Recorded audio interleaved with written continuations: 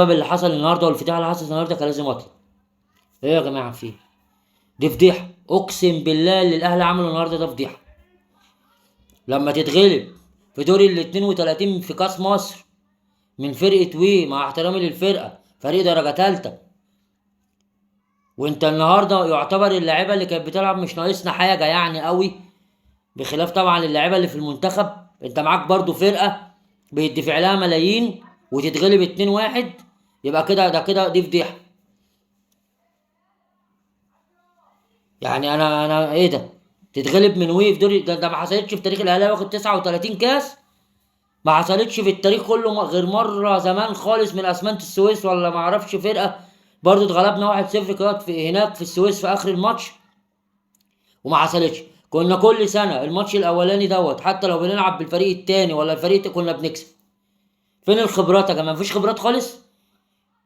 فين اللعيبه اللي بتتكلم في ملل لما بتيجي تعدد لها جدودها، تيجي تجدد لها العقود بتاعتها؟ فين اللعيبه دي؟ اللعيبه اللي لما بتيجي تجدد لها العقود بتاعتها بتطلب ملايين، فين؟ يقعد يحط لي رجل على رجل ويتشرط لي ويتعمل لي. فين بقى اللعيبه ديت دلوقتي؟ ما شالتش الفرقه ليه؟ ياسين مرعي يا مع تايه، اشرف داري مش داري بنفسه، واقف مش داري. الاستاذ محمد شريف وجدير مش قادرين يقفوا على رجليهم وطلعوا الاثنين مصابين. حمزه عبد الكريم يقول لك هيروح برشلونه. انا بقى لو حمزه عبد الكريم ده ما ودوش بلديه المحل اعاره، ده سراحه كده. هي ماشيه ازاي انا ما اعرفش. سيحه مع مش عارف ما يعني بيقف في الجون، كل الكور اللي بتروح عليه بتخش. ما راحتش عليه كوره خلاص. عمر كمال عبد الواحد راح ناحيه اليمين وجايب جون عالمي، رجعه ناحيه الشمال فتحها شوارع زي قبل كده اهوت لما كنا بنلعب البنك الاهلي برضو، وحطه ناحيه الشمال واتغلبنا. كوكا انا ما بعترفش بيه انا راجل اهلاوي اهو، انا ما بعترفش بكوكا بشيل.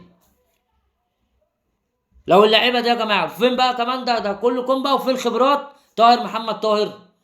راجل ياخد انذار في الدقيقه 80 ويتطرد بعد كده اهوت. انت فين خبراتك يا عم بتاعت السنين اللي فاتت؟ فين طاهر اصلا؟ يعني فين طاهر اصلا اللي احنا نعرفه؟ هي دي اللعيبه دي يا جدعان لازم تتسرح بالناشئين بالقطاع ده كله كده بالفرقه اللي لازم يتسرحوا.